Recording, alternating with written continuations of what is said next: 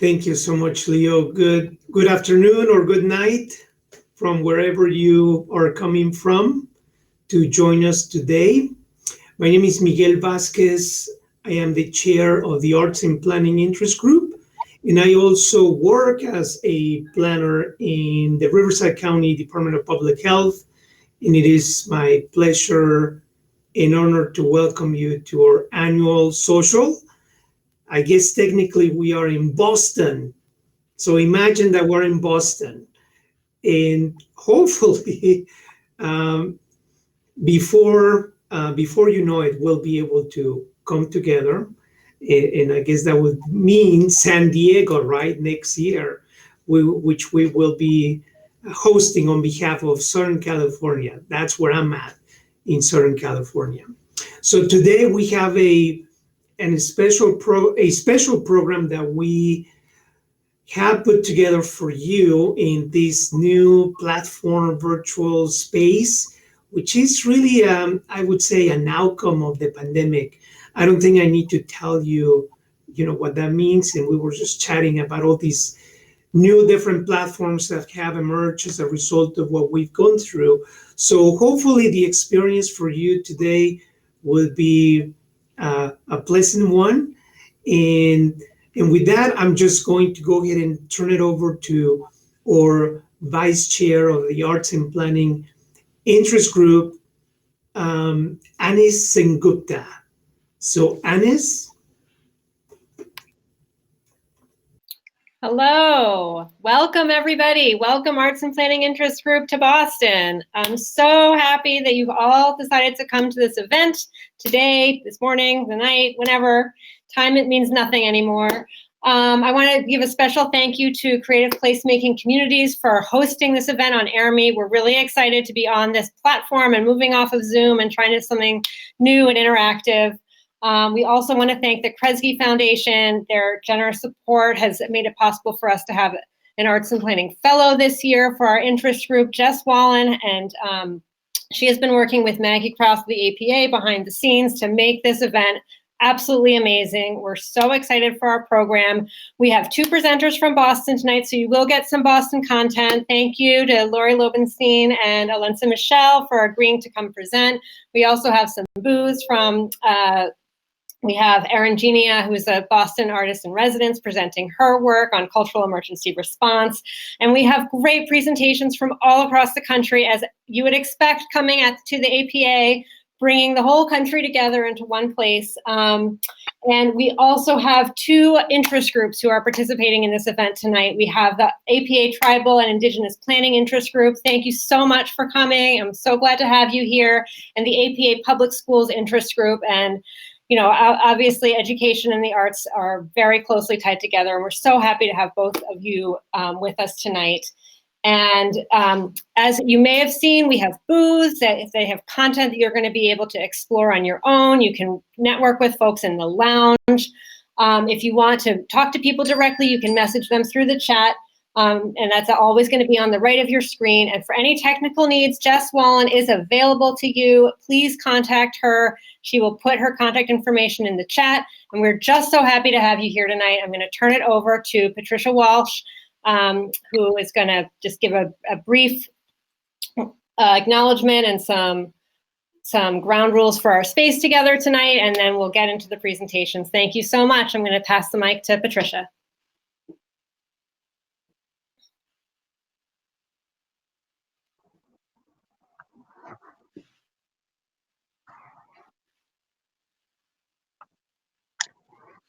Well, hello, everybody, and welcome again to this group. And I'm very excited to introduce myself as Patricia Walsh, the Public Art and Civic Design Senior Program Manager at Americans for the Arts. I'm here as one of the committee members for the Arts and Planning Interest Group. As Anis mentioned, I'll be going through a land acknowledgement, and I encourage you all to join me in this. In the chat box, and I'll provide some guidance in there in a moment. And then I'll be going over our meeting agreements just to help make sure as we all communicate and talk with each other, we're on kind of the same page to understand how we're going to work together for the evening as we listen to all these amazing presentations. So My land acknowledgement, I'll be acknowledging me from where I am physically, because we're all nationally, and I encourage you all to acknowledge the lands that you're from, or the Native people's lands that you're from, where you are physically at the moment, if that's where you choose to do, or from any place that you feel more comfortable. I am presenting today from Dutchess County, New York, where I live on stolen land from the Mohican Amansi Lenape people by Europeans. I'm going to post this in the chat. And if you choose to join, you feel free to do so. You'll also notice that there's a link that I posted as well. If you're not sure which Native peoples to be acknowledging, you can click on that link and just sort of find where you are, and you'll see the intersections of where the Native peoples who are in that area. It's a good reference point for those who are new to this idea. So I welcome you to do that in the chat box if you wish to join me. Now, moving on, I'm going to just read off some group agreements that we can just all silently agree to. And if you want to add any more, again, I'll be posting these in the chat box in a moment. I'm just going to read through them just so we all know kind of getting on the same standing as we move forward. So the first one is speak personally for yourself as an individual. Don't speak for communities you are not a part of.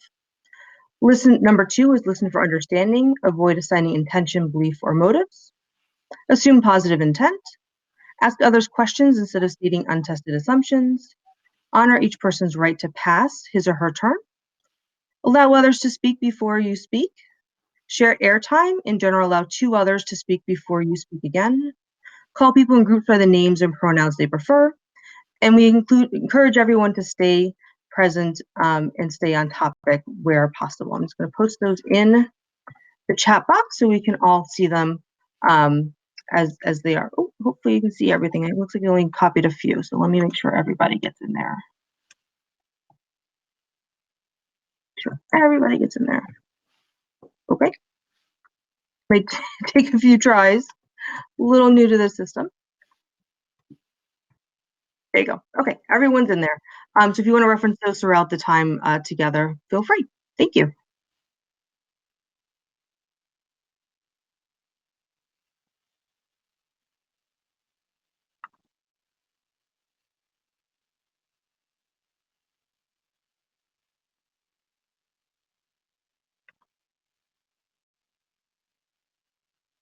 I think I'm up next, and I'm going to be the MC for tonight. And we've got 10 presenters who will be doing short presentations of about 4 minutes each. I'm going to be timing you just to keep us moving forward. So when you hear a chime, that means you need to wrap it up. And not sure if you'll still be able to see this, but if you go too long, I'm going to hold up this sign and try to get you to wrap it up. So our first presenter is Ben Stone with Smart Growth America. Ben, I'm handing it over to you. Great. Hi, everyone. I'm going to attempt to share my screen.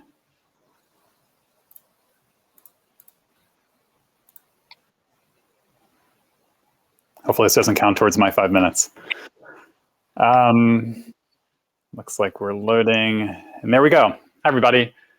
As you just heard, I'm Ben Stone, Director of Arts and Culture with Smart Growth America and Transportation for America, joining you from Oakland, California. As I was thinking about this great opportunity and reflecting on the fact that I'm opening for some amazing New Orleans musicians, I was reflecting back on the last time that I opened for an amazing New Orleans musician. That was way back 7 years ago in my hometown of Baltimore, Maryland, when I was running the Station North Arts District in central Baltimore. I opened not by performing, but by giving a talk, much like I'm doing today, which is, I suppose, its own form of performance. That's me right there on stage. My bald spot has only gotten worse in the last 7 years, I can promise you. And I was opening for the wonderful musician Big Frida in that case, another wonderful New Orleans-based musician. And I mention this because I love the opportunity to share what is the best press I think I've ever gotten. Packed, well-curated, twerky, awesome. May all of our projects lead to headlines like that in the future. So now that I've wasted 1 minute of my time, I'll jump into what I'm actually talking about today. So I'm with Smart Growth America. We're a national organization based in Washington, D.C. Like I said, I'm out on the West Coast working remotely like many of our staff. We're enemies of Euclidean zoning and highway expansion. We're champions of density and transit. We're induced demand evangelists. And of course, we're leaders in the smart growth movement across the country. And we have an arts and culture team, which is what I'm here to talk to you about today. There we go. Our arts and culture team funds projects around the country. We often are giving out funding and subgranting our funds to different locally based work around the country. We track and we write about great things happening at the intersection of arts, culture, and transportation pun intended. And we run workshops and train people, artists, arts administrators, engineers, and planners to all work together collaboratively. And what I'd really love to chat with you for a few minutes about today, and hopefully later in the booth in the lounge, is about our new resource, which is located at the great URL transportation.art. And despite the fact that Google really thinks this is a site that's meant for toddlers, I can assure you it is for adults working on really serious things. This is what the website looks like. If you go to transportation.art, this is what you'll see in front of you. I'll just run you through a few of the basic things that are on the site. We have taken dozens and dozens of case studies. We have based it all on the work that we've done over the years with Art Place America, looking at all the different ways that artists are involved in transportation projects. I know that the fonts are way too small there, but you can find that on our website. And we have turned it into a series of case studies and lots of information about how to get started at this intersection. We see there are some of the pages you can find on our Start Here section. All the different ways in which artists help. A lot of these are based on talking points and how to convince planners to work with artists. Case studies, like I mentioned, all of SGA's projects that we've been working on through our arts and culture team, and finally resources and places you can find funding. All the case studies are divided into a few different categories. If you're interested in streets or transit or cycling or ferries, you can find things divided by mode. You can find them divided by the approaches I was just mentioning. And of course, if you want to find something happening in your home state, you can search by geographic location as well. This is what you'll find if you go to transit, lots of different case studies, dozens more located there. You explore the great state of Tennessee, where my mom and much of my family is from, you'll find case studies like those. And then finally, if you're interested in one particular approach, in this case, making streets safer for all users, much of our Complete Streets work is located here. You'll find some of these case studies. And what does a case study look like? A case study looks like this. It's divided into a number of photographs, title, connections to other similar projects that have happened, that we've been involved with, but that have happened across the country. An identification of what the challenge looks like, what's been accomplished. Getting down to 30 seconds, I'll speed up. Here is some of those talking points I mentioned before. We talked to a lot of planners and engineers and artists around the country and asked them how they convince their superiors, elected officials, and others to do the crazy thing of working with artists. Lots of ideas listed here. Encourage you all to take a look at that to help your work move forward. This is just some of our own work, our COVID-related work, artists and residents at state DOTs. I'm going to skip through this part rather quickly as well. Much of this is located in my booth, which you can find after this too. Almost at the end, I promise. And then last thing I want to just mention really quickly is, because this was super fast in 5 minutes, I'm going to do a much longer version of this on May 10th. That's this Monday. You can register for free for a webinar. You'll hear from me. You'll hear from someone from the NEA, Jen Hughes, someone representing Destination Crenshaw, one of the projects we've profiled on the website, a couple of folks in Mariposa, California, doing some rural transportation work there. Encourage you all to check that out. Join me on May 10th in just a few days. And finally, that is my contact information, hopefully showing up on the screen now. Encourage you to get in touch with me, and hopefully I'll find you later today. With that, I'll hand it back to Julie and/or onto Teresa. Thanks. Yep, it's back to me. Thanks so much, Ben. I know it was quick. Definitely check in with Ben at the booth for Transportation for America. Next up is Teresa Sweetland, and she is with the public art nonprofit Forecast Public Art, and her topic is going to be Change Lab. Teresa, your video is loading. I'm going to hand it over to you. I won't start your time until you start talking. Hi, everyone. My name is Teresa Sweetland. She, her pronouns. I am based on the occupied land of the Dakota people in South Minneapolis. really happy to be here. I'm going to talk today a few minutes about Forecast in our work and also about a new initiative called the Change Lab. So if you're not familiar with Forecast, we are a St. Paul, Minnesota-based nonprofit organization. We've been around for over 40 years. Our mission is to activate, inspire, and advocate for public art that advances justice, health, and human dignity. We work mostly in the Midwest, but we're starting to work all over the country. And we have an awesome team of folks that include planners, educators, architects, designers, activists, artists, et cetera, that work on all of our projects across the country. Most of our work is in 5 areas, and I'm going to talk most intensely about the Change Lab, but we do work commissioning and helping people find artists through equitable processes and plans.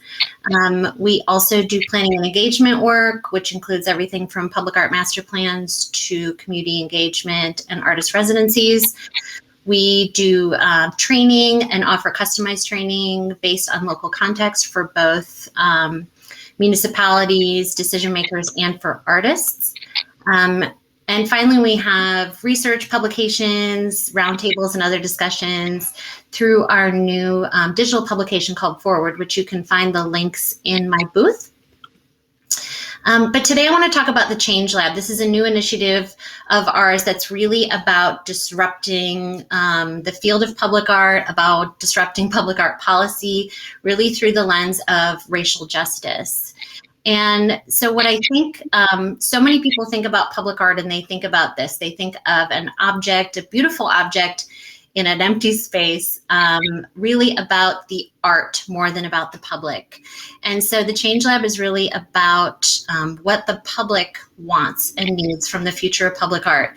And so we're really diving into the policy part of this. So most public art in this country is focused on the percent for art, started through the New Deal Art and Architecture program, first program in 1959 in Philadelphia.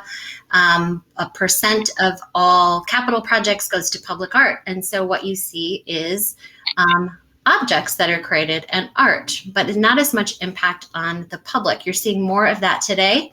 But what you see is hundreds of programs around the country that have really followed this same main funding source of the percent for art model. And so what we're looking at is how can we disrupt this model and these policies to better serve and support and benefit Black, Brown, and Indigenous communities in this country.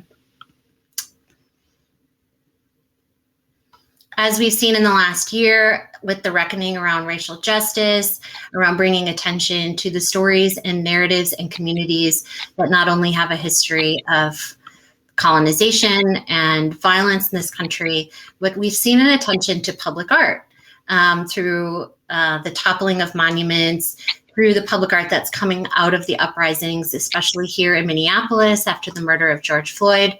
And so we're really looking at this national reckoning on race as an interrogation of systems and institutions. And the public art ordinances and policies that we work with every day is an important system and one that we can help interrogate through the Change Lab. So the Change Lab is really about the idea that the public holds the vision and owns that vision for the future of public art. Their voices through public art can be one of the most powerful tools for healing and rebuilding and reconciliation in our country. So what we're engaging in the next year and beyond. Thank you, Julie. I'm loading very slowly here.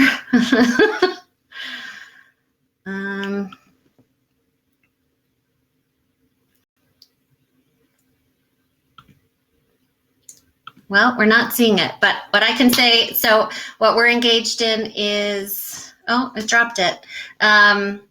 Nationwide listening sessions in every region in the country with Black, Brown, and Indigenous communities talking about the future of public art. We've also launched a fellowship with our first fellow, Amina Cooper, who's looking at racial justice in public art policy, and will be conducting research interviews across the country and presenting that back. And then finally, we're looking at developing a collective policy platform that looks through the lens of racial justice on the future of public art policy. So thank you. I look forward to talking to folks more in the booth. Thank you so much, Teresa. Definitely connect with her, and Forecast has an amazing website and tons of great resources. Next up is Gina Rodriguez-Drix, and she is with the City of Providence Department of Art, Culture, and Tourism, and she's going to be talking about engaging artist facilitators in creative placemaking and cultural planning. Gina, take it away. All right, thank you, Julie. Thank you, everyone. Again, my name is Gina Rodriguez-Drix. I'm from the City of Providence Department of Art, Culture, and Tourism. I use she, her pronouns, and I am coming from occupied Narragansett and Wampanoag land. The Department of Art, Culture, and Tourism, oh, and shout out to Leo, and thank you for doing my slides because my internet connection is whack. But can we go to the next slide? So we are a part, I'm a part of a small but mighty team at the City of Providence. We are housed within the Division of Planning.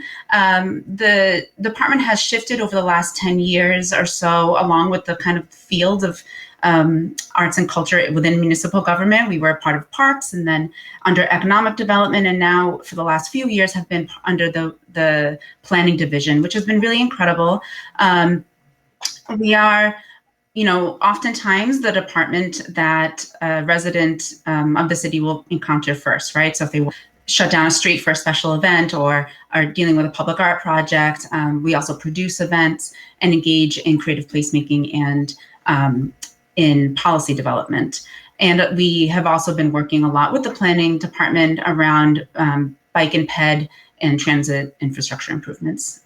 Next slide, please.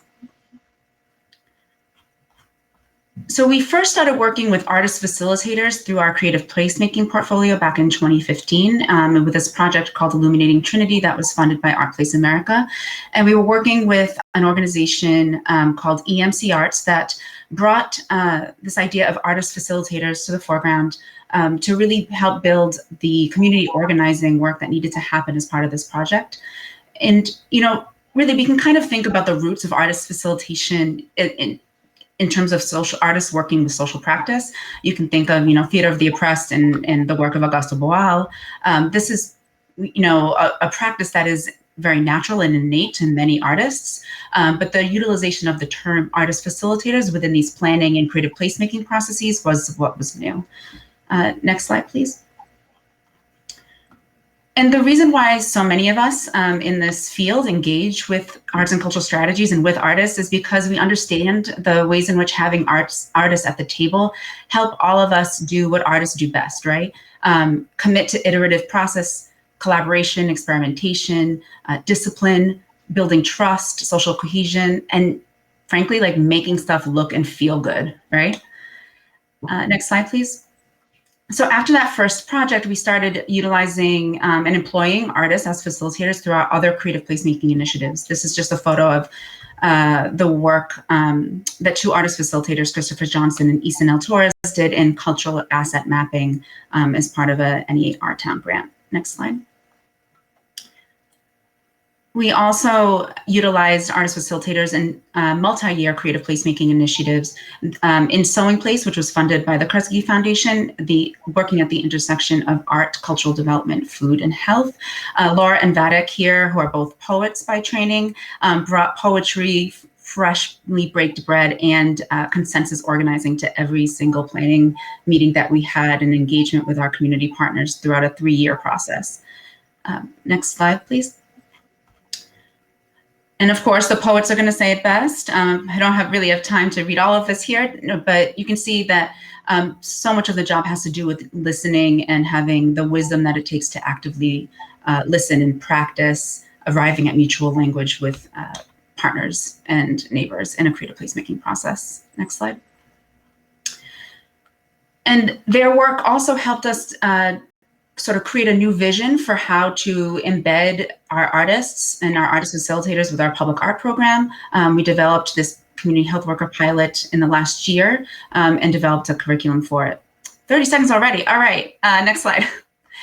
Fast forward to our cultural planning process. Really want to encourage everyone to consider utilizing artist facilitators in cultural planning. If we think of creative placemaking as sort of like a site-specific cultural plan, this can also work as a citywide process. Next slide.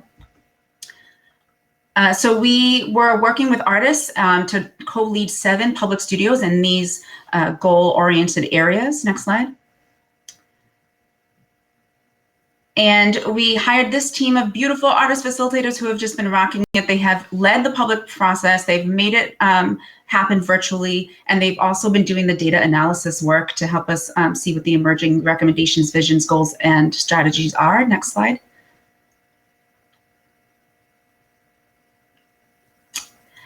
So just real quick to wrap it up, the benefits of working with artist facilitators are right there. Artists are not afraid to state the obvious. My favorite is that they are okay with a mess. And that they're really rooted in community and place and networks. And I promise this is my last slide. I promise. Next slide. So it's not perfect. Helping people understand a bid and public procurement is not fun. No one likes municipal government for a reason. I shouldn't say that, but it's true. Helping people decipher the public versus private sphere, all of these things kind of come up, but it's so worth it in terms of building stronger connections and accountability to develop scalable and adaptive processes and to really create something that's transformational. All right, I have one last slide, and I do promise it's the last one. I just wanted you to catch our departmental values because they have changed because we have been working so closely with artists and embedding artists in all of our initiatives and working with artist facilitators. So these values came out of a staff retreat about 6 weeks ago. These were not our values 6 months ago. So, and 6 years ago, they certainly weren't. So yeah, just want to encourage everyone to work with artists at every table and every process, and happy to talk about it, how we approach that work in more detail in my booth. Thank you. Thank you so much, Gina. Okay. Next up is Karen Atlas. Hi, Karen. She is with Naturally Occurring Cultural Districts of New York. Karen. I'm sorry, Julie. Karen, we are trying to locate Karen, so maybe we can have Catherine Simons We're gonna move join us. forward. That is unfortunate. Maybe we'll catch her on the end.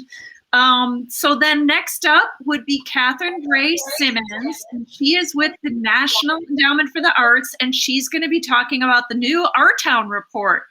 Catherine, take it away. Hey, folks. Oh, whoa, sorry, my screen just went kind of wacky. Oh, here we go. Hey, everyone. So nice to see you all. I sort of had this theory that I would be preceded by a lot of visually rich and very inspiring presentations, and I was right. And so I feel like I'm coming with such a short 5 minutes. Shoot, so I figured I actually would just show up with a series of kind of like public service announcements from the National Endowment for the Arts. And we can talk more in depth in my booth. I'm here all night, so come on by. Yeah, I just want to say, so I run Our Town, which we've heard a bit about already. It's the National Endowment for the Arts Creative Placemaking grant program. And we fund a lot of the work, the kinds of work that you've been hearing about. Gina called us out. We've literally funded some of the presentations you've heard about. And certainly this kind of work, right? Disrupting Percent for Art programs. To think about more equitably distributing these resources across neighborhoods in our city. Yes, we fund that. Would love to see that proposal come in. Artists as facilitators, oh yes, love that. Art and transportation, oh my goodness, yes. I bet Karen was probably gonna talk about the work she's doing getting art into public health work. And so absolutely, we fund art as a part of community development processes. We fund cross-sectoral partnerships that make that happen. In fact, we require a partnership between a nonprofit organization and a department of local government. And as someone who has trained as a planner, we love to see projects come in from planning departments. And again, that's work to strengthen communities. So it's art projects that are really our town is set apart at the Arts Endowment in that these projects are seeking to move the needle on social, economic, or physical change that a local community is after. And with this ultimate goal of really almost establishing a model or successfully administering a pilot that helps this community and the partners involved really think about new and lasting ways that arts and culture can be an ongoing strategy to be integrated into community development work. And so I'll say that we don't have guidelines up currently. We're about to post the guidelines for the fiscal 22 funding cycle. So the deadline will be in August. Come by my booth, I can talk more directly with you all about what we fund or what might be in the works locally with you all that could be a competitive application. I'll just tell you sort of as a reflection on the field, creative placemaking is going strong. You know, I'll acknowledge, you know, we're in the world of Art Place having sunset. It was a big source of resources for creative placemaking. But the Our Town program saw nearly double our typical application volume last year. And so that is certainly a strong signal that communities are really interested in creative placemaking. Keep in touch with us, come by the booth. I have a link where you can join our newsletter and get a ping about the guidelines when they do get posted. And also, we're soon to announce this year's cohort of awardees from that very competitive round. And the work that we are supporting in this cohort is just stunning. I could almost cry thinking about just the ingenuity and creativity and sort of heartfelt hard work that communities have pulled together to come up with really compelling, interesting, relevant, responsive, meaningful work all across the country. The other thing I wanted to mention, which Julie called out, is that we have a new resource that we haven't gotten to really celebrate yet, but I wanted to lift it up here. So I can post a link in the chat. It's a document that we've been working on for a long time with our research office, and it's a framework. It's the title is so boring. It's a framework for thinking about how to measure our town.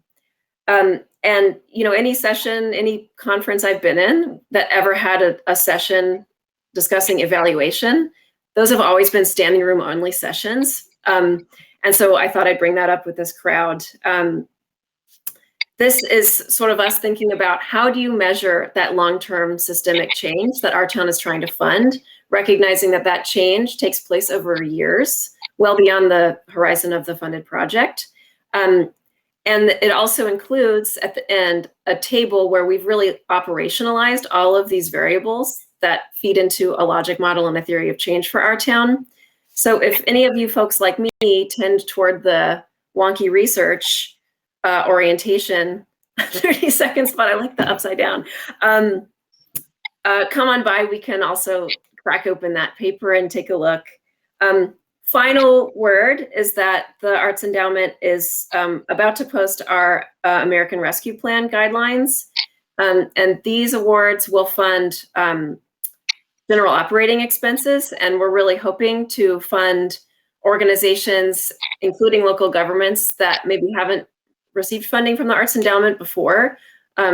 This administration is really interested in increasing the accessibility and the reach of the Arts Endowment.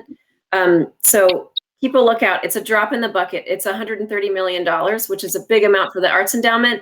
It's a drop in the bucket when you think about what the nation needs and what artists and arts organizations need right now. But it's coming, and hopefully it's a good sign for what's to come. So see you all. Thanks. Thank you so much, Catherine. So much to learn about what's coming up.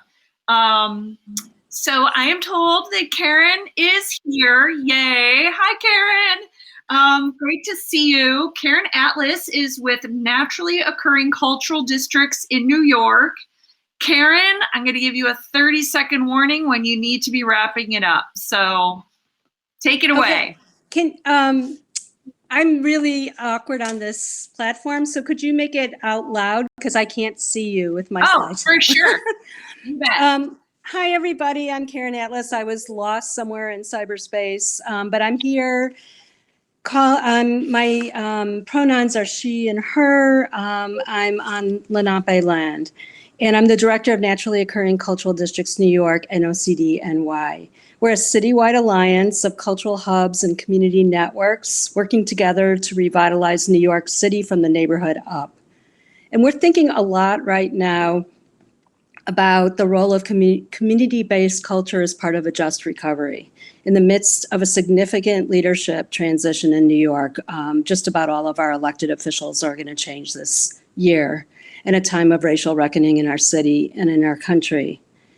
And we've been part of a lot of different planning processes in New York as a member of the cultural plan team, through neighborhood rezonings and during the last mayoral transition. But we really recognize now as an extraordinary moment with the potential for transformative change. And we just don't want to continue business as usual. So in some ways, I decided to present tonight a lot of our questions as we're really taking on this moment and posing questions to you, and I hope we can discuss this in our booth afterwards. So we're developing a Reimagining New York program with a series of community visioning sessions and policy recommendations. And as we do this, we're grounding this work in our values and our cultural practices. And I'm going to share some of these practices with you, but really I'm posing the question, how can we make sure community-based culture is an essential part of a just recovery? So our vision of arts and culture is as an integral part of our communities. And our work is asset-based, and we want to think about how to have a recovery that really builds on the community knowledge, creativity, and self-determination to further social justice, because social justice is the common denominator in our alliance. We support people's right to retain and redetermine place, and we know that place is going to be contested in the days to come. And we're hosting our visioning sessions in cultural hubs that have deep, deep relationships to place and community. We want to use cultural organizing as one of our processes because we know that we have to bring our whole selves to our activism to really bring transformative change. And we need to make connections between communities. And this is an example of a conversation between the South Bronx and Detroit. We know that public policy won't be strong unless it's shaped with the wisdom, experience, and leadership of our communities. And this is an example of our cultural blueprint, which was used during rezonings as a way to make sure that the people who don't go to planning meetings can have their voices heard and really have agency in the process. And as Catherine mentioned, we're working with the Department of Health, and we're drawing on the power of stories to shape public spaces. And this is a story circle that took place with women at the Queensbridge houses about public safety and in the discussion about violence as a public health issue. This last example I want to give is around creating community-based structures, because we can't just talk about projects. We have to talk about long-term sustained processes that really build cultural infrastructure in communities that don't have it. And this is a case of a plaza, the Avenue C Plaza in Kensington, a community with very, very diverse immigrant communities. This is our community iftar, and this plaza has become a very important place of gathering in this community. And yesterday I was on the plaza with one of our partners, which is People in Need, a mutual aid group that we worked with on our iftar this year. And we did a food distribution. And I'll just close with, it was a very powerful experience with the number of people who have food insecurity and have need for food. And at the same time, the incredible cultural richness of these people. There must have been many, many languages being spoken. And how can we make sure to draw on their cultural resources and assets as we create a city where there isn't food insecurity? So let's talk. Join me for a discussion in the Naturally Occurring Cultural Districts booth. Thanks so much, Karen. You met your time. Wonderful. Okay, so next up we have Matthew Richter. Matthew is with Seattle Cultural Space. And Matthew, take it away. Hi, everyone. I am calling on my deck. Here we go.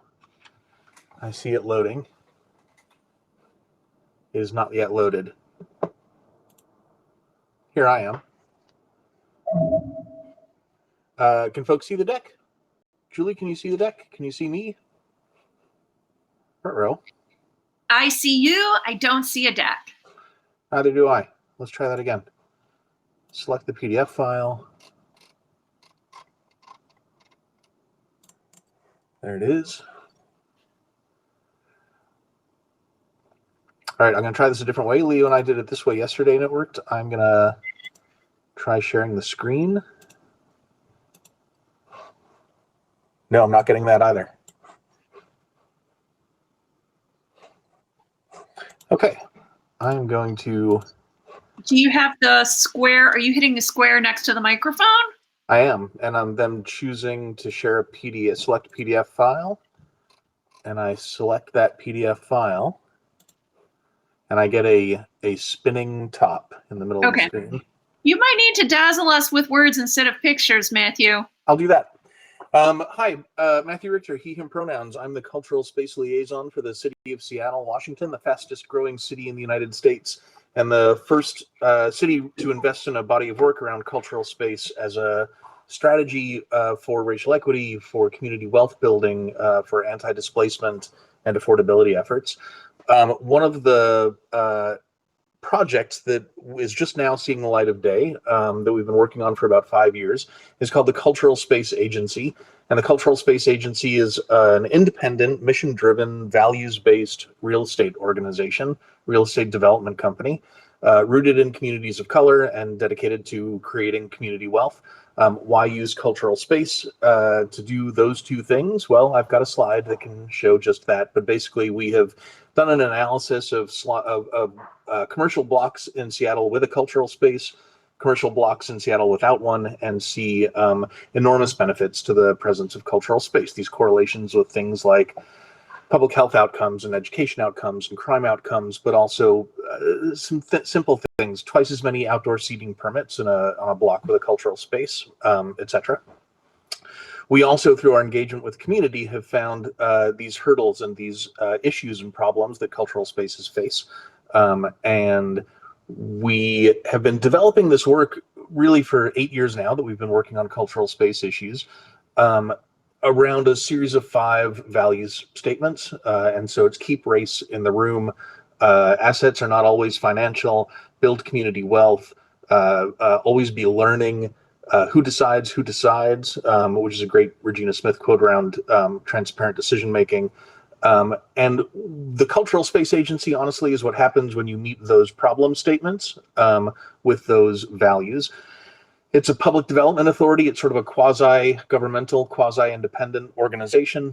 It is guided by a group that we call the constituency. The constituency is 50 BIPOC leaders coming from the worlds of commercial real estate, arts and culture, community development, philanthropy, financing, government, etc.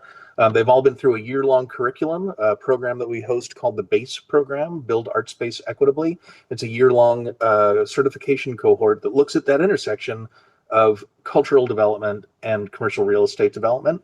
Once you've been through that, you become eligible to serve on the constituency. We're constantly adding new people to it. It's about a 50-person group right now. We have our 3rd cohort moving through the curriculum right now of another 20 people. They decide on the leadership of the organization, they decide on the property investment opportunities, and they decide on the programming partnerships that the organization will pursue. The city is launching it with $1 million stake to cover the launch operating costs, in addition to assembling capital stacks around individual projects. We are looking at acquiring ground floors of mixed-use buildings, primarily affordable housing projects. We are looking at developing raw land with affordable housing providers and other developers. We are looking at master leasing large footprints and creating these blended footprints of cultural uses.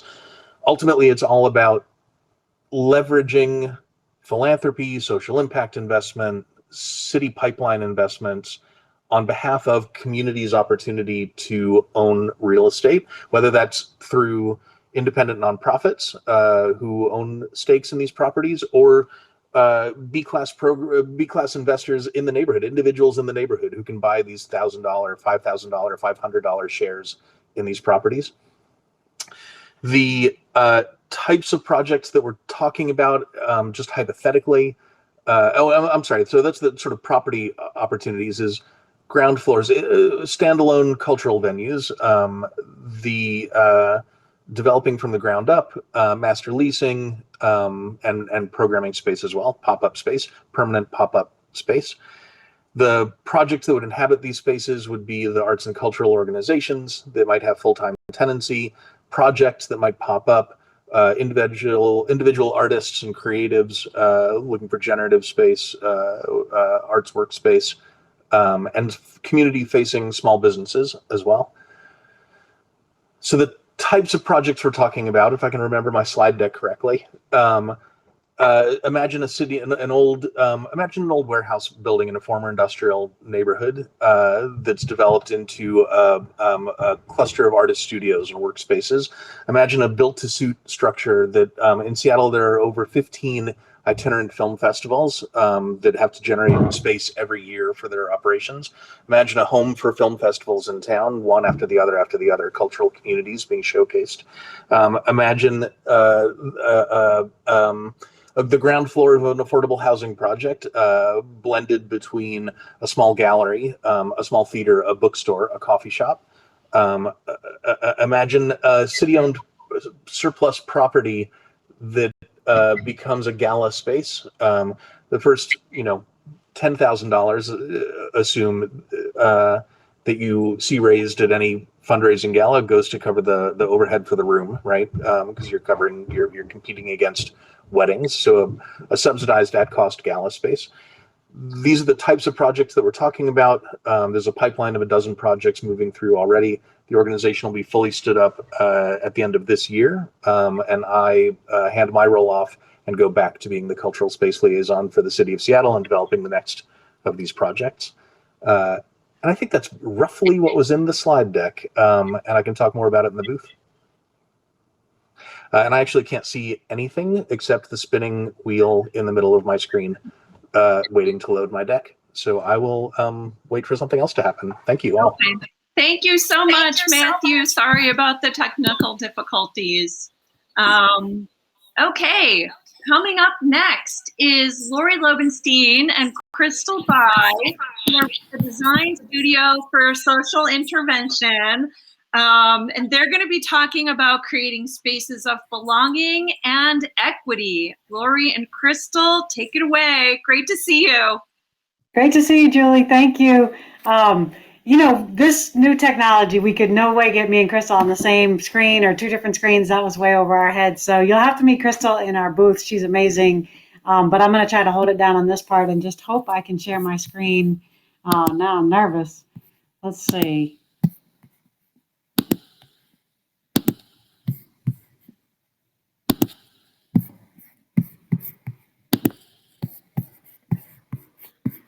All right, can someone tell me, Julie, can you see that? Yes, it looks great. Oh, sweet. All right, you got to start with something beautiful. That is the amazing Nick Cave, the world-renowned artist who wrapped, along with his partner, Bob Faust, the building across the street from the studio. They were brought to Upham's Corner by our friends in Boston Now and There. But I wanted to start with that as a way to think about using art as civic and community engagement and an imagination tool. And he's such an amazingly insightful, imaginative, and joyful artist. It was just a really inspiring place to start. When Kate said, hey, would y'all want to be the community partners on this? You're right across the street. Nick says he only needs about like 15, 20 collages, and he's going to include them in this wrap. We couldn't even imagine this wrap, right? But we realized 15 or 20 collages was not actually going to do it, because what we realized was we're in the middle of a neighborhood that the city had labeled an Arts and Innovation District. Julie, you remember that. And so this could be a way to sort of embody what that might mean when the art is really reflective of the community. So if we could engage as many people as possible from as many different places around the neighborhood as possible, then this could be a piece of people seeing it and being like, I did that, or my mom did that at the Cape Verdean Adult Day Center, or my son did that at the library. It would be a reflection of the joy of the community, because we know joy is deeply personal. I mean, I love sneakers, they bring me joy, but it's also cultural, it's familial, it's our gatherings, right? Even Nick Cave showed it in these inflatables, right? In this complexity of joy and family and holidays. So this is the team, all the places that we got to do collages there on the right, these amazing local artists, as well as Nick Cave and Bob Faust and Now and their team. We ran about 15 workshops and all different kinds of community meetings. We got over 100 collages, but this is really the backdrop, right? Like, how do we help a community take over a process that they didn't start, right? Like we were doing creative placemaking in Uplands with a lot of people. There's a lot of artists, they roll deep in Uplands, but then it's labeled an Arts and Innovation District, and suddenly people are like, what's this for? What's this about? Right? Is this art going to reflect us? Is this part of gentrification? Is this going to push us out?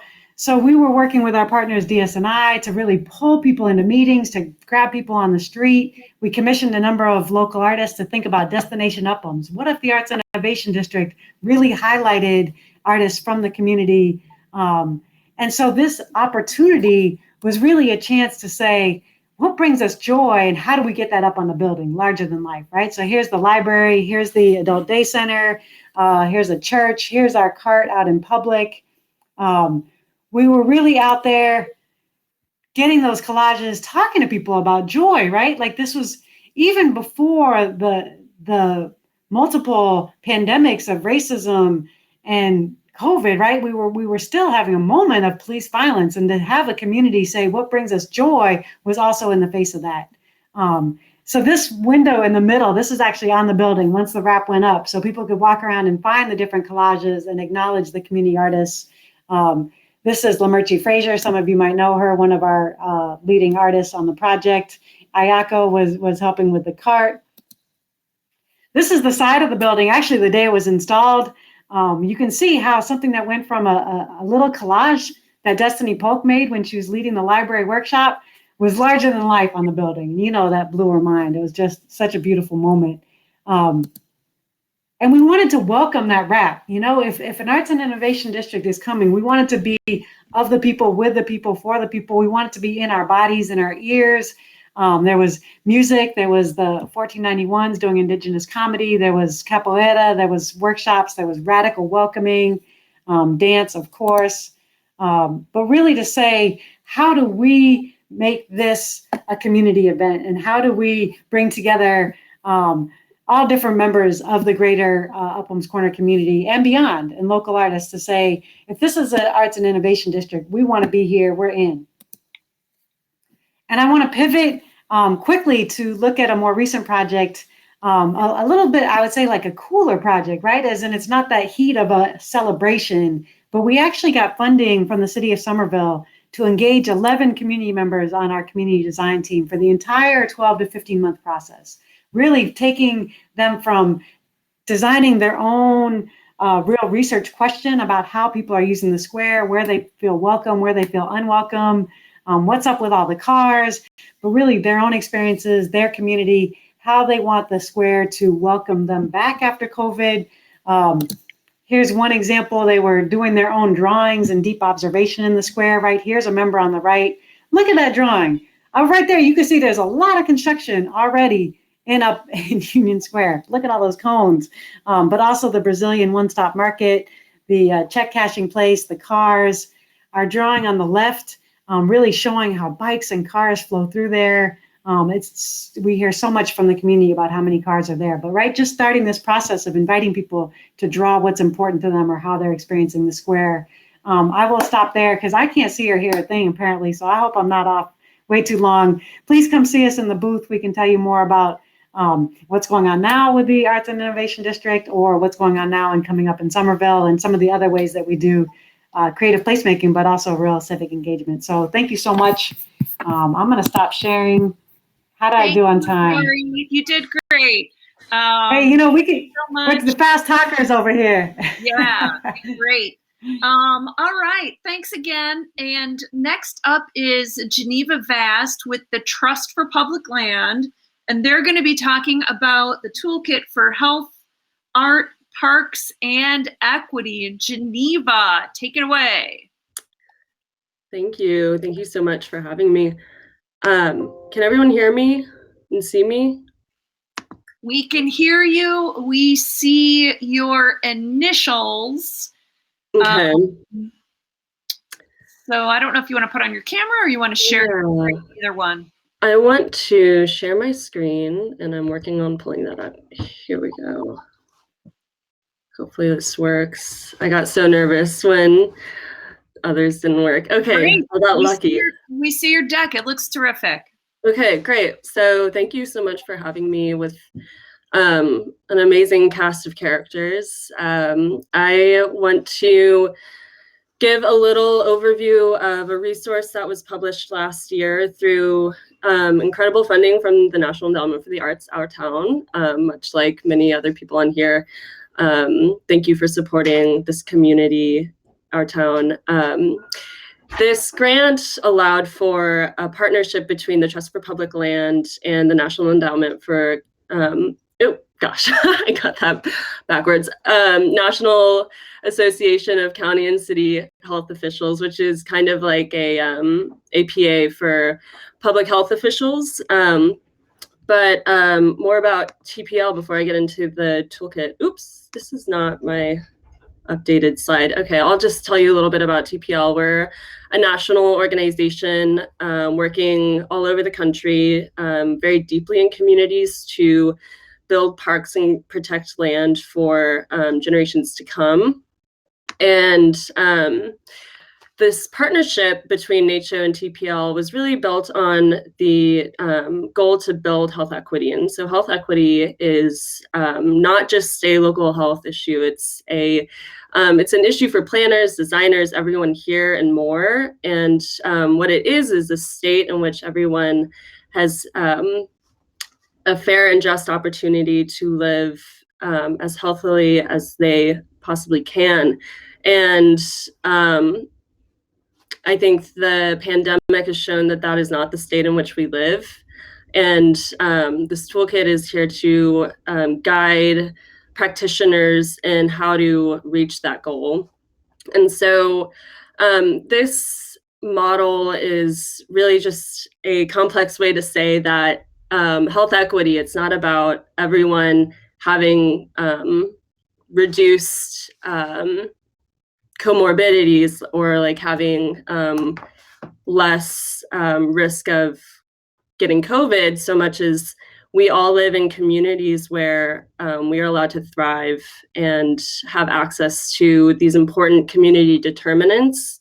In particular, as we say, parks and arts and culture, these two factors, when we live in places where we have access to parks and arts and culture, we are able to have greater health outcomes. And that's because of the direct health impacts that we all know about. So better mental health and reduced chronic disease by being able to walk around. But what we're saying is that it's not just about having those direct health benefits, but living in places where these two elements of arts and culture and parks interacting build towards that outer rung, I'll go back, that outer rung of structural drivers. And that's really what keeps us sustaining health impact or health equity. And so how do we do that? This toolkit provides a couple different resources. So there's principles and case studies and then policy recommendations that I invite you to check out in more depth. And the principles are really what you've been hearing throughout this call, or excuse me, all these presentations. It's not just simply having arts in parks like a mural, but it's all about the process that went into it and integrating arts and culture into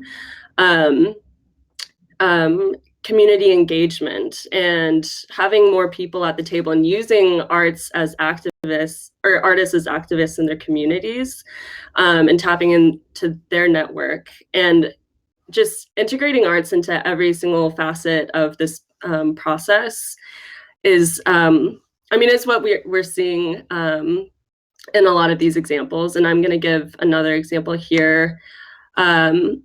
Really, the meat of this toolkit is in the case studies. And we have 7 case studies from all over the country, from Anchorage, Alaska to New York City, where I live now.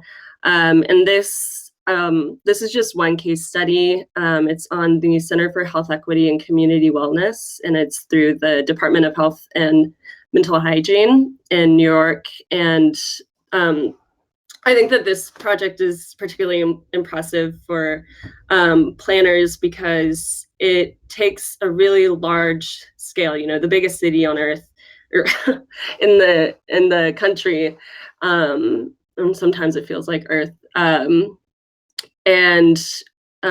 digging into what they found to be 3 really highly affected neighborhoods. So Tremont in the Bronx, Brownsville and Brooklyn, and then East Harlem and Manhattan were these like hot spots for all of these health impacts. And they saw this mapped very, very clearly and wanted to figure out how can we make thank you, Julie. How can we make a deep and long impact on these communities?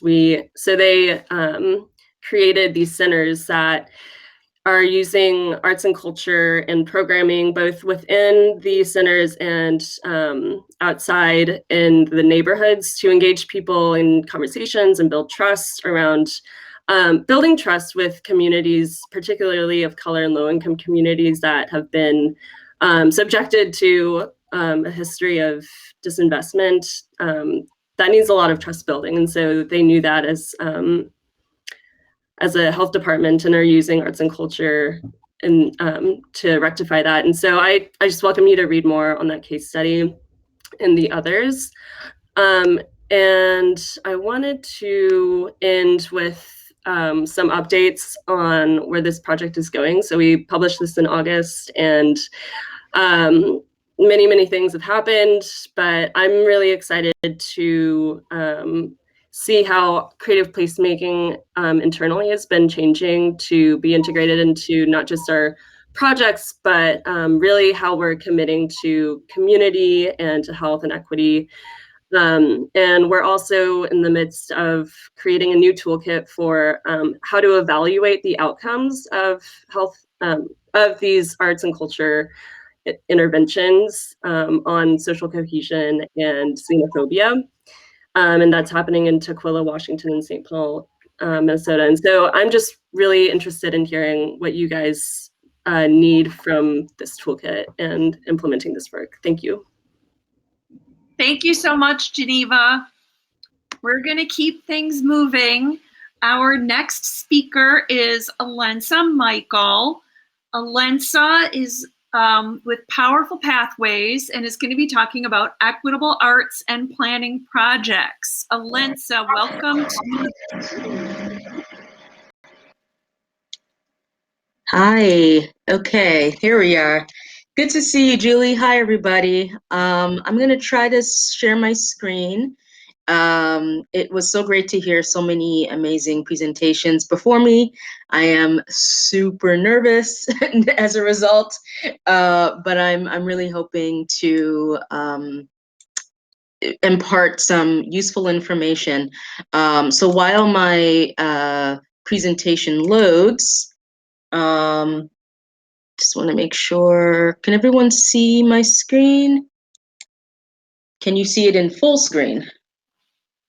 It's loading. Yes. No, it's not in full screen. It's a slide. There we go. That's perfect. Okay, great. So I'm going to try to run through this really quickly. So my name's Lindsay Michelle. I'm a planner. I'm an artist and a equity trainer. Founder of Powerful Pathways. I'm also the program officer for arts and culture at the Academy of Arts and Sciences. A lot of my work has been at the intersection of arts and planning for the past 17 years. And in particular, my focus has been rooted in historically underserved communities. So that's really what was the impetus behind Powerful Pathways.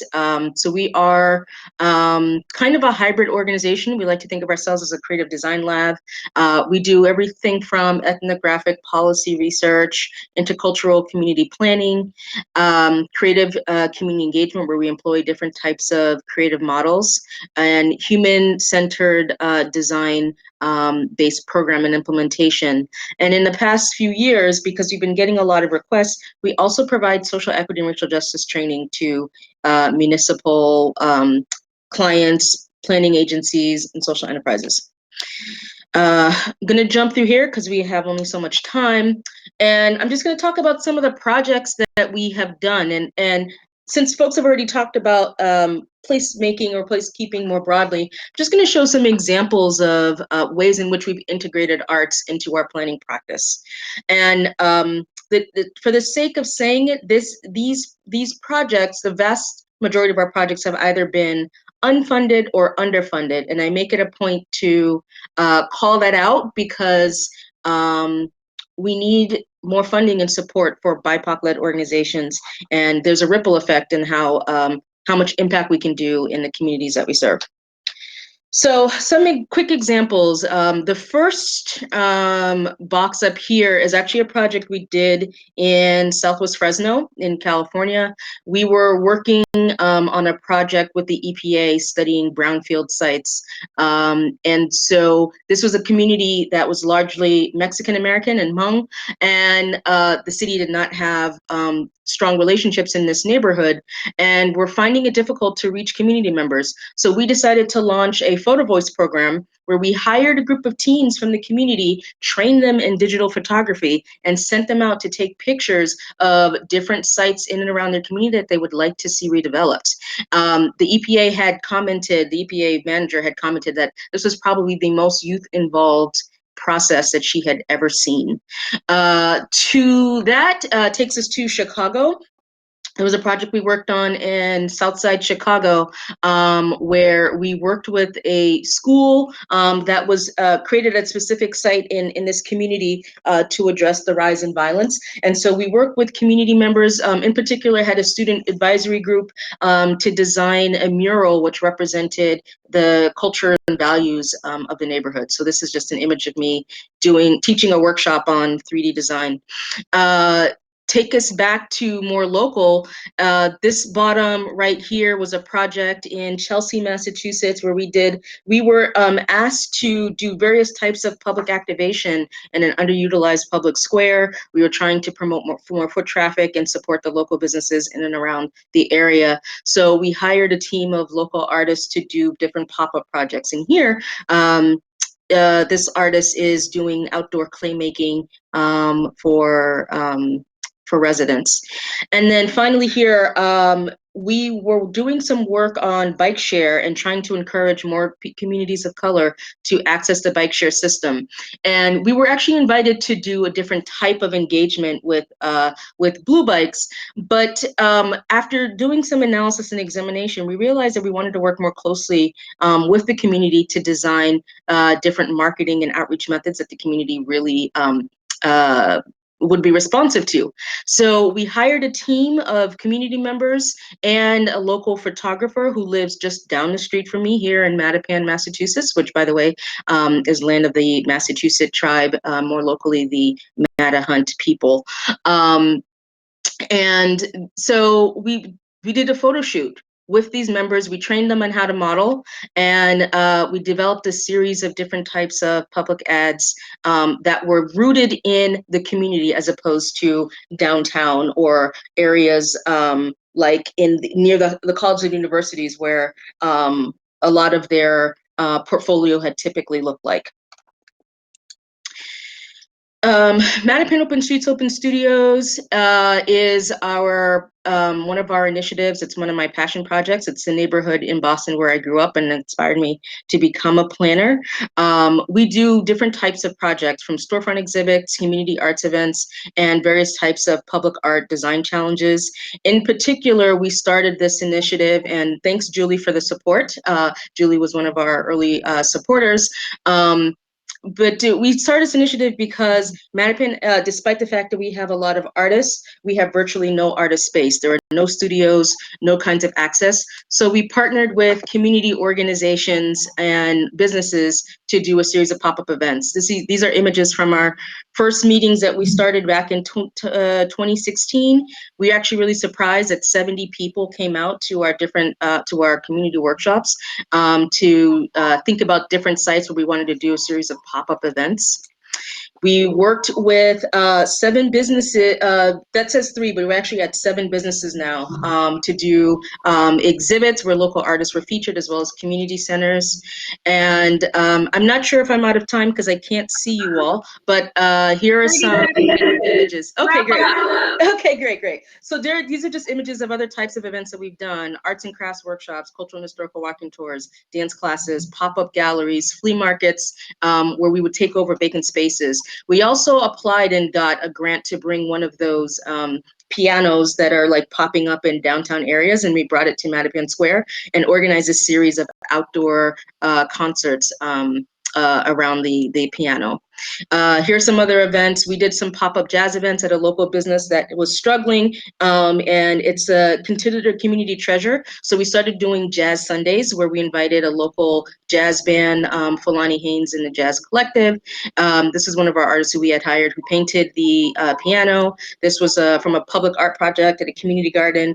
And this was a pop-up open studios event at an artist's house, featuring one of our artists here, Radiant Jasmine, and then city councilor, now Congresswoman Ayanna Pressley. This is just more pictures of other artists that we, in other events that we worked with. In total, we've worked with 37 artists since 2016. This is just an image of some public types of design projects that we've done. These banners here, you can't really tell, but it's actually a lot of sad faces because there was a series of ads about neighborhood violence. It took us 3 years, but we were successfully able to get the city to change them out and instead put art from a local artist along the median instead. And these are just this is just a quick checklist for things to think about for equitable placekeeping, and we can talk more about that in our booth. So thank you all very much for listening. Thank you so much, Alensa. Okay, so our last presenter before the concert is Ethan Elistad, and Ethan is with the Music and Culture Coalition of New Orleans, and he's going to talk about arts, music, and how they're leading the COVID recovery with a cultural recovery. Ethan, take it away. Hey, everybody. Good evening. I know we are running a little bit long, so I'm going to try to keep it as brief as possible. So I may not be talking about exactly what Julie has said, but I will keep it somewhat on point and keep it brief. My name is Ethan Ellis. I'm the Executive Director of the Music and Culture Coalition of New Orleans, MaCCNO. We work at the intersection of culture policy and social justice. We are a small grassroots nonprofit. We have a booth. You can see a couple of our materials. You can also see a monthly column that we put out in a magazine here that talks a lot about our work, which is a combination of research. It is policy ideas. It is dismantling white supremacist narratives of culture. It is interviews with musicians and artists. You can check that out at our booth. But really what I want to talk about is a little bit about the concert and why it is important before we get into it. As you know, COVID was devastating for the arts and culture communities, and particularly in New Orleans. In New Orleans, COVID hit, a little over a year ago, mid-March. It hit us very hard, very early, and it hit us at a time which was crucial for musicians and other members of the culture community, because it hit us right at the start of festival season. Starting in mid-March through mid-May is when many musicians make the bulk of their income through Jazz Fest and any number of festivals before it gets too hot, as well as many street performers, artists. That's where tourism is at their high. And because it hit at that time, it essentially shut down everyone's gigs and everyone's potential to make income overnight, right when they were at their lowest point of income, because they were counting on the spring to make their money. And so what happened was you started to see people, both out of artistic and financial necessity, start to pop up and do performances, whether as street performers, starting to do performances on balconies, on porches, in any sort of public space where it felt a little bit safer to be out there, outside, socially distanced. Many of the shows were live streamed, and many of them, were performing essentially for tips. And now, a year later, we're in a point where we are trying to figure out, how does that look moving forward as things start to slowly return back? And I don't say that I want to return back to normal, because normal is what got us in a situation in which so many people were, without a safety net. Or rather, how, as we re-envision what the New Orleans culture and tourism economy looks like, how do we start to reimagine these spaces so we can actually have some of these outdoor non-traditional spaces continue? Well, what does that look like when a porch becomes a concert venue for neighbors, because you start to have a public-private space that can become a little bit tricky to define what it actually is. It can't be a business place where you can charge a cover, but it's not exactly the same thing as just setting up and someone playing guitar on their porch. So we're trying to grapple with that as a city is over the next few months. But part of what I want to talk about with this performance is, it's not just the musicians that were impacted. It's also all the people that did the back of the house, that did the sound work, that were the venue operators, that were the doormen, that were the bartenders. And so where this was recorded was a place called The Nest, which was actually a small warehouse where a number of tech workers, sound people just set up a recording space out of necessity, because it was the way they could start to live stream gigs, get their friends in to record, send it out, and then make some money. And so as they started to do that, it started to become an actual performance space. And now they're trying to figure out how they grow. So as a part of this conference, to be able to sort of give back a little bit and give them an opportunity to kind of grow their business, as well as give these musicians a chance to perform. And as we go into what's going to happen next, is this session will close out. The concert will open up in a second session. It will also then, you can jump in and out of the concert and go to booze. You can go to the lounge and network and check out the booze. So the musicians you will see are on vocals, you have Jelly Joseph and Kayla Jasmine. Jelly Joseph is also the lead singer of the band Galactic. Currently, she performed with Tank and the Bangers, who were nominated for the Best New Artist Grammy 2 years ago. And backing them are an all-star trio of Danny Abel on guitar, Darian Hodge on drums, and Evan Washington on bass. All of them well-known musicians in New Orleans, who again are able to get an opportunity to kind of start to build back the performance and the financial safety net that they had. So please take a look at that. Enjoy your time to network, and I will close it out there, because I know a lot of you had a lot of presentations you listened to today. So thank you all.